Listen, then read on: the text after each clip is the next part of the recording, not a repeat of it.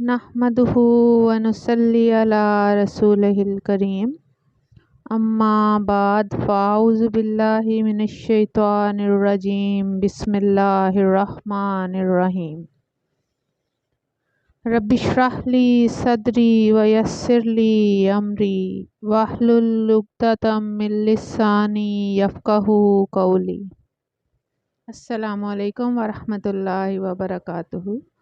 कैसे हैं आप सब लोग? मैं उम्मीद करती हूँ कि आप सब ईमान, सेहत और तकवा की बेहतरीन हालत में होंगे इंशाअल्लाह ताला।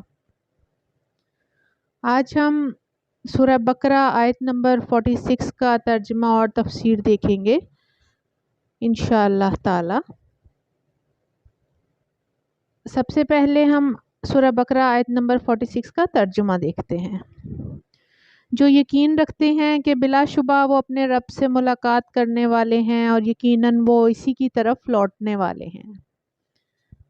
अब हम आयत नंबर 46 की तफसीर देखते हैं अल्लाह की मदद और तौफीक के साथ। जो यकीन रखते हैं से मुराद जो आखिरत पर यकीन रखते हैं, और आखिरत पर यकीन तभी पैदा होता है जब इंसान अपनी ज़िंदगी पर गौर व फिक्र करता है। बात अजीब लगती है सुनने में कि आखिरत पर यकीन के लिए ज़िंदगी पर गौर व फिक्र की क्या ज़रूरत है। ये क्या बात हुई? तो सुने, इस बात को ज़रा ध्यान से सुने। जब आप अपनी ज़िंदगी पर गौर शुरू करते हैं तो सबसे पहले अपने वजूद से शुरू किया जा सकता है। अपनी पैदाइश पर गौर करें। हम कहाँ से आए हैं? आज से 100 साल पहले हम कहाँ थे? हमारी तख्लीक जमे हुए खून से हुई, और ये जो हमारी मौजूदा हालत है, यहाँ तक पहुँचने के लिए हम कौन कौन से मराहिल से गुज़रे हैं। कैसे हम जमे हुए खून से एक खूबसूरत इंसान की शक्ल में ढल गए? किसने ढाला? हम सांस कैसे लेते हैं? हमें सांस लेने के लिए ऑक्सीजन कैसे मुहैया की जाती है? हमारे दिमाग, हमारे दिल, हमारे गुर्दों की पेचीदा मशीनरियाँ कैसे काम करती हैं? सूरज हर सुबह कहाँ से आता है और सूरज हर शाम कहाँ चला जाता है? हमारे दादा परदादा, उनके वालिदैन आज कहाँ हैं? इन तमाम चीज़ों पर गौर करेंगे तो पता चलेगा कि जो रब हमें खून के लोथड़े से मौजूदा हालत में ला सकता है, वही रब हमें मौत भी दे सकता है, और वही रब हमें मरने के बाद फिर से ज़िंदा भी कर सकता है। इस ज़िंदगी के बाद जो मौत आएगी, इसके बाद हमारा जिस्म अगरचे मिट्टी में मिल जाएगा, लेकिन हमारी रूह जज़ा सज़ा की मुंतज़िर रहेगी। और अब तो साइंस ने भी ये बात साबित कर दी है कि जिस्म के मिट्टी को खाने के बाद, हड्डियों के गल सड़ जाने के बाद भी इंसान का डीएनए मौजूद रहता है, और इस डीएनए से पूरा इंसान वजूद में आ सकता है। ये तो खैर एक साइंसी सबूत था। हमारे लिए तो हमारे इर्द गिर्द लाखों सबूत बिखरे पड़े हैं अगर हम गौर करें तो, और अगर नज़रअंदाज कर दिया जाए तो फिर शायद हमें कोई भी सबूत नज़र नहीं आएगा।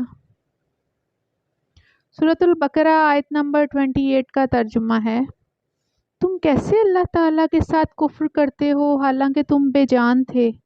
तो इसने तुम्हें ज़िंदगी अता की, फिर वो तुम्हें मौत देगा, फिर वो तुम्हें ज़िंदा करेगा, फिर तुम उसी की तरफ लौटाए जाओगे। रब के साथ मुलाकात का यकीन बहुत ही ज़रूरी चीज़ है हम सब के लिए। अकीदा आखिरत पर यकीन के बगैर हमारा ईमान भी मुकम्मल नहीं होता और हमारी दुनिया भी ख़राब हो जाती है।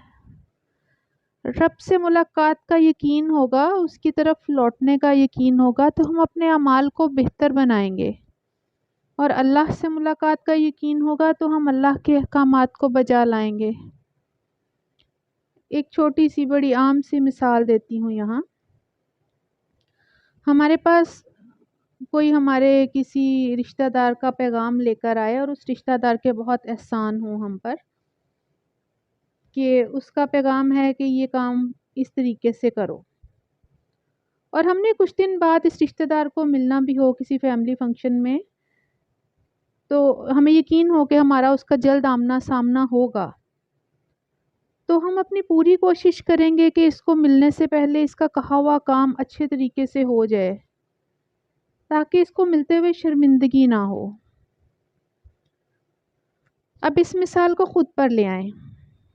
ہمارا رب ہمارا خالق مالک ہے، اس کا پیغام ہم تک قرآن کی شکل میں پہنچ چکا ہے، اور جب ہمیں یقین ہوگا کہ ہم نے اس رب سے ملنا ہے اور اس چند روزہ زندگی کے بعد، تو یقیناً ہم عمل صالح کرنے کی پوری کوشش کریں گے، حقوق العباد اور حقوق اللہ کی پاسداری کرنے کی کوشش کریں گے، کہ کل کو اللہ کے سامنے ہم نے جب پیش ہونا ہے، اور اگر وہ پوچھے گا کہ میرے بندے میرا پیغام ملا تھا،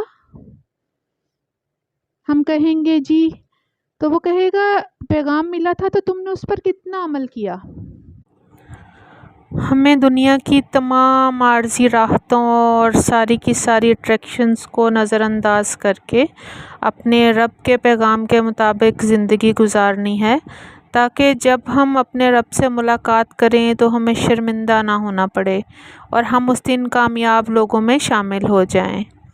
آئیں اب ہم سب مل کر دعا کرتے ہیں کہ ہمارا رب اپنی رحمت کے ساتھ، اپنے فضل کے ساتھ، اپنے کرم کے ساتھ ہمیں، ہماری اولادوں کو اور ہماری آنے والی نسلوں کو اللہ سے ملاقات کے وقت سرخرو کر دے اور کامیاب کر دے۔ آمین ثم آمین۔ السلام علیکم ورحمۃ اللہ وبرکاتہ۔